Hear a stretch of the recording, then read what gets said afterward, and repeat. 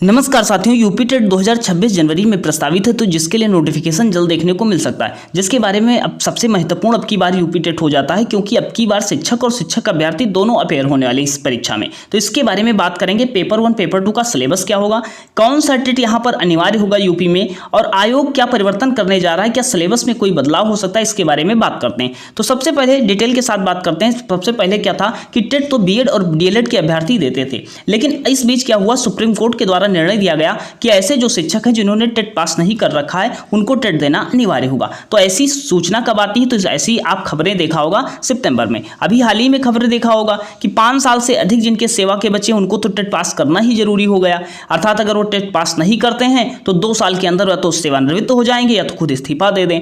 या सेवारत शिक्षकों के लिए टीटी जरूरी है। शिक्षक सेवा में बने रहने के लिए सुप्रीम कोर्ट ने क्या कर दिया, टेट अनिवार्य कर दिया। ऐसी खबरें देखा होगा। जो टीटी क्वालिफाई नहीं है वो शिक्षक या तो इस्तीफा दे दें या तो रिटायर हो जाएं, ऐसा सुप्रीम कोर्ट के द्वारा कहा गया। अब इसके बारे में डिटेल क्या है तो उसके बारे में बात करते हैं। ऐसा सुप्रीम कोर्ट ने कहा कि ऐसे जो शिक्षक विद्यालय में कार्यरत हैं जिन्होंने 2011 से पहले जो नियुक्त हुए हैं और जिन्होंने टेट नहीं कर रखा है, उनको अगर आप शिक्षक सेवा में बने रहना चाहते हैं तो उनको टेट पास करना जरूरी है। अब टेट कहा गया तो एक प्रश्न आता है कि सर सीटेट या टेट, तो सीटेट देखो सेंट्रल टीचिंग एलिजिबिलिटी टेस्ट होता है जो केंद्र का होता है। अगर आपने इसको भी क्वालिफाई कर रखा है तो जिन राज्यों में ये सीटेट मान्य होता है तो वहां पर एलिजिबल है। तो आप पूछोगे सर यूपी की बात करो, यूपी की बात कर रहे हो तो क्या यूपी में सीटेट मान्य, तो अभी तक जिस समय आपको वीडियो मिल रही इस समय अगर आप सीटेट भी पास कर ले तो तब भी यूपी में मान्य है। आगे परिवर्तन होगा तो उसके बारे में बताएंगे, लेकिन वर्तमान में अगर आप सीटेट या यूपी टेट में से कोई भी पास कर लेते हो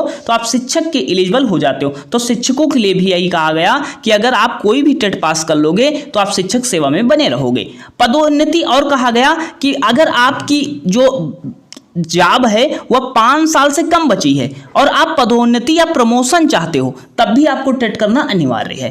टेट करना अनिवार्य है क्योंकि प्रमोशन में भी टेट मांगा जाएगा। और ये भी कहा गया आरटी एक्ट के पहले जो टीचर बने, अर्थात वही हमने बता दिया 2011 के पहले जो टीचर बने उनको टेट करना जरूरी होगा। और 5 साल से जिनके अधिक नौकरी बची उनको करना होगा। अगर नहीं करते हैं तो 2 साल के अंदर उनको टेट करना होगा। अगर नहीं करते हैं तो देखो सुप्रीम कोर्ट ने क्या कहा था कि या तो इस्तीफा दे दें या तो रिटायर हो जाएं। तो ये सारे शिक्षक और अभ्यर्थी, शिक्षक अभ्यर्थी दोनों इस एग्जाम में अब की बार एलिजिबल होने वाले हैं। तो इसके बारे में टेट के क्यों महत्वपूर्ण हो जाता है हमने बता दिया। अब की बार महत्वपूर्ण है क्योंकि अब 2 साल तक वैकेंसी में एलिजिबल होना है। जो वैकेंसी आएगी उस वैकेंसी में तो अभ्यर्थी एलिजिबल होंगे, लेकिन जो शिक्षक अपनी नौकरी को बचाए रखना चाहते हैं उनको भी पास करना जरूरी होगा। और उन शिक्षकों को राहत दी गई है जिनकी 5 साल से कम नौकरी बची है। उनको कहा गया है कि अगर आप प्रोन्नति अर्थात प्रमोशन नहीं चाहते हो तो आप टेट मत करो, कोई दिक्कत नहीं। और अर्थात जो लोग 5 साल से अधिक जिनकी नौकरी उनको टेट करना बिल्कुल जरूरी है। अब टेट के बारे में बात कर लेते हैं। टेट के बारे में बात कर लेते हैं। टेट का एग्जाम जो है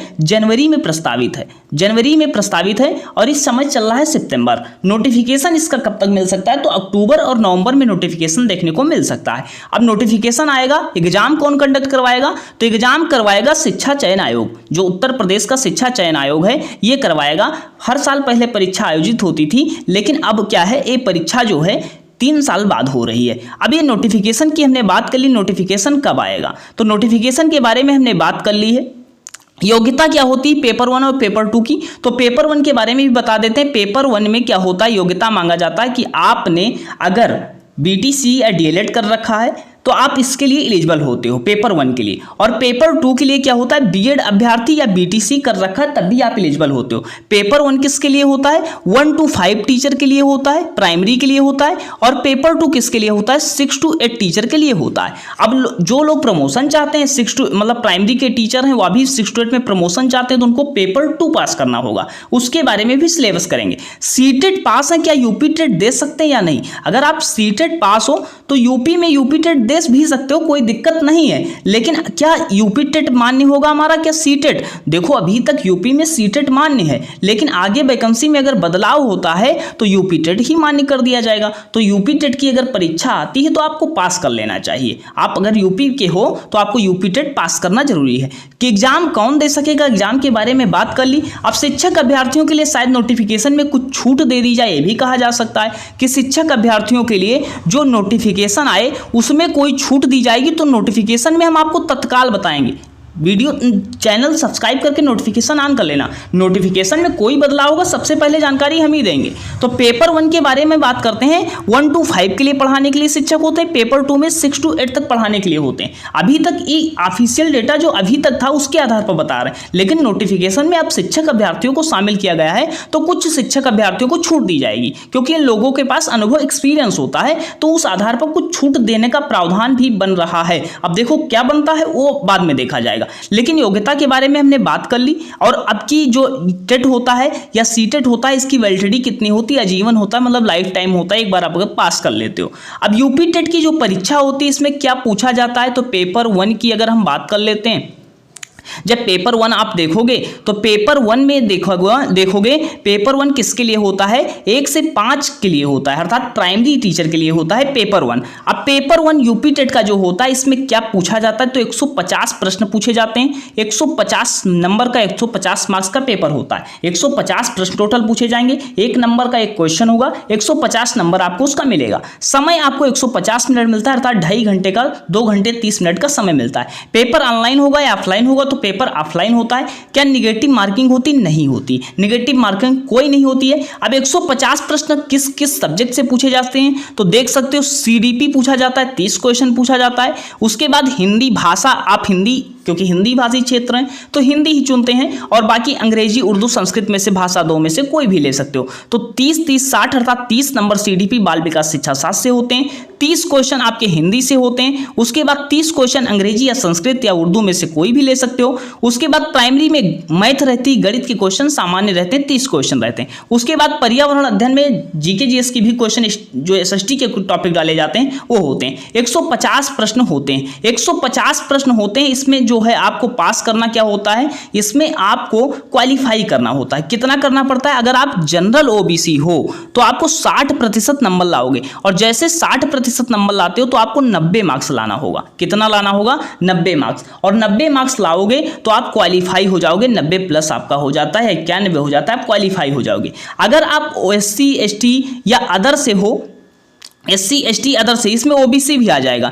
केवल जनरल की बात करते हैं तो जनरल में कितना होता है? 60%, केवल जनरल 60%, बाकी ओबीसी एससी एसटी कितना हो जाएगा?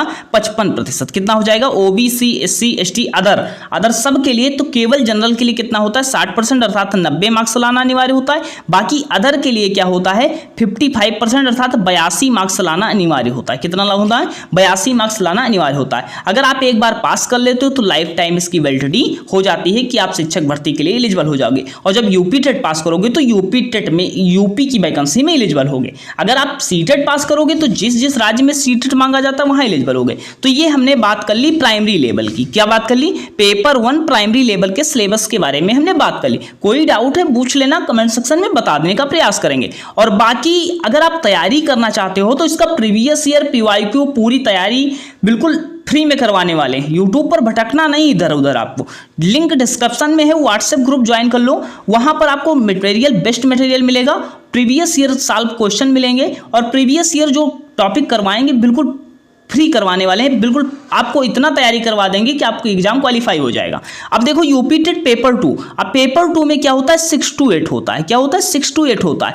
अब 6 to 8 में क्या होता है? 150 प्रश्न होते हैं, सेम होते हैं, उसमें भी 150 क्वेश्चन पूछे जाते हैं, इसमें भी 150 क्वेश्चन पूछे जाते हैं। और यहाँ पर क्या होता है? 150 मिनट यहाँ पर भी मिलता है। ऑफलाइन पेपर होता है, नेगेटिव मार्किंग नहीं होती है, अर्थात आप कोई भी गलत क्वेश्चन करोगे सारे के सारे अटेम्प्ट करके आने हैं, और आपको 90 नंबर जनरल से हो लाने हैं। अगर आप ओबीसी एससी एसटी से हो तो 2 मार्क्स लाने आपके जरूरी होते हैं। उसके बाद अगर बात करते हैं इसमें क्या 150 में क्या क्या पूछा जाता है, तो सेम क्या रहता है? सीडीपी उसमें पूछी गई थी, सीडीपी इसमें पूछी जाती, 30 क्वेश्चन। बाल विकास शिक्षा शास्त्र हिंदी के प्रश्न होंगे, 30 क्वेश्चन पूछे जाते हैं। अंग्रेजी, हिंदी, संस्कृत, उर्दू के 30 क्वेश्चन, अर्थात 90 क्वेश्चन दोनों में क्या रहते हैं? सेम रहते हैं। जैसे बीटीसी वाले अभ्यर्थी क्या है, आप दोनों पेपर दे सकते हैं, पेपर 1 पेपर 2, और बाकी बीएड वाले क्या है, पेपर 2 ही देते हैं। पहले बीएड वाले दोनों पेपर देते थे।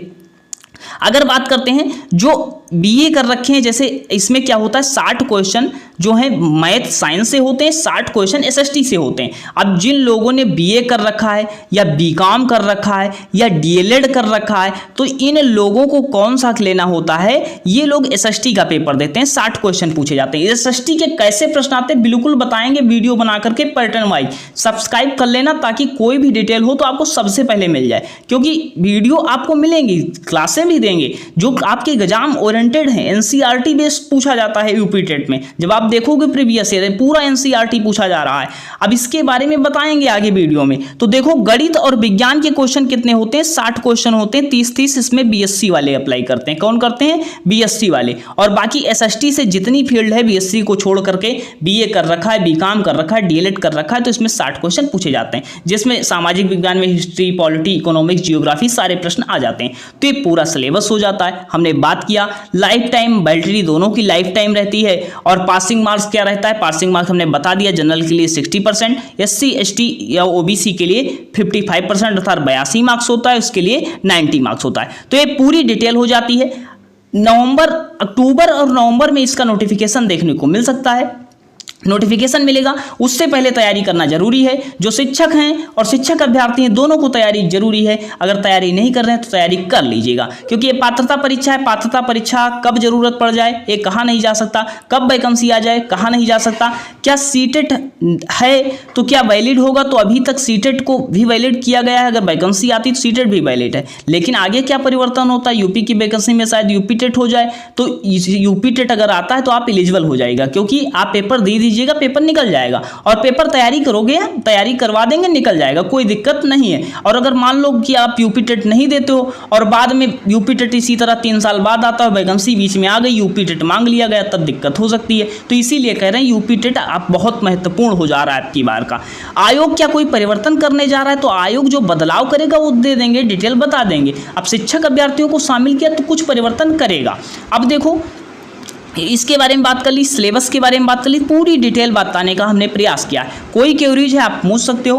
बाकी हमारे व्हाट्सएप ग्रुप से जुड़ जाना, आपको वहां पर कंटेंट मिलने वाला है, निःशुल्क मिलने वाला है, कोई पैसा आपका लगने वाला नहीं है। चैनल पर नए थे सब्सक्राइब कर लेना, नोटिफिकेशन ऑन कर लेना और सभी साथियों के पास अपने शेयर कर देना। बेस्ट कंटेंट के साथ, बेस्ट तैयारी के साथ आपको हम मिलने वाले हैं। धन्यवाद।